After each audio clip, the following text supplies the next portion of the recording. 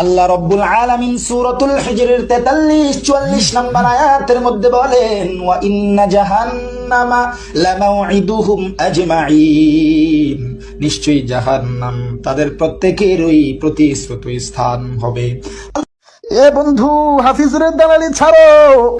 আল্লাহ তাআলা এত নাজ নেয়ামত দান করছে, এত সুন্দর কণ্ঠ দান করছে, কারো দালালি করার জন্য না, একমাত্র জন্য বলি। কারো দালালি করার দরকার নাই, কারো সুর নকল করার দরকার নাই।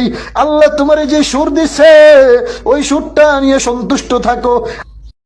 এরে তুই যে আমারে নসিহত করলি, তোর গলায় তো হাফিজুরের আওয়াজ শোনা যায়। তুইও তো হাফিজুরের দালালি কইরা কইরা আরেকজন রে নসিহত দেস না, না আরেকজনের দালালি কইরা কইরা অন্য জন রে নসিহত দিস না। ভালো হয়ে যাও।